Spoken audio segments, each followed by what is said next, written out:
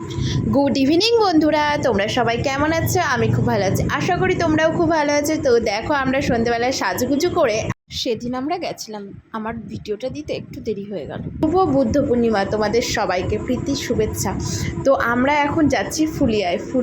আমি, তোমাদের দাদা ভাই, বোনের হাজব্যান্ড আর কুট্টু সোনা, এই 5 জন মিলে গেছিলাম হালখাতা করতে। প্রায় 4টে ফ্যামিলির হালখাতা করতে। তো তাই জন্য আবার এখানের থেকে আমরা একটুখানি ক্যাফেতে গেছিলাম। ছোট্ট একটা পার্ক ছিল পাশে, ওই পার্কে কুট্টুসকে একটুখানি খেলাধুলো করিয়ে তারপরে এখানে নিয়ে এসেছি।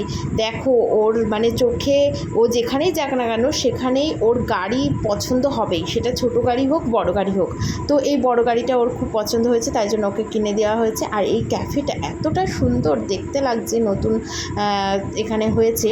তো ও দেখো সেলফি তোলার ওখানে দাঁড়িয়ে পড়েছে। আমি কুট্টুসকে বলছিলাম, দেখো সোনা বাপ্পা কত সুন্দর সাজিয়েছে, তোমার কি পছন্দ হয়েছে? বলছে হ্যাঁ পছন্দ হয়েছে।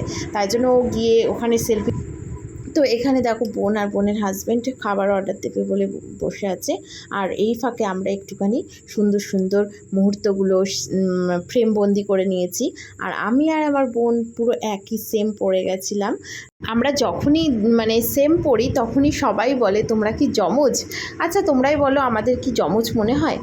তো আমার ভিডিওটা বেশি লেন্দি না করে এখানেই স্টপ করছি। ভালো লাগলে একটা লাইক করে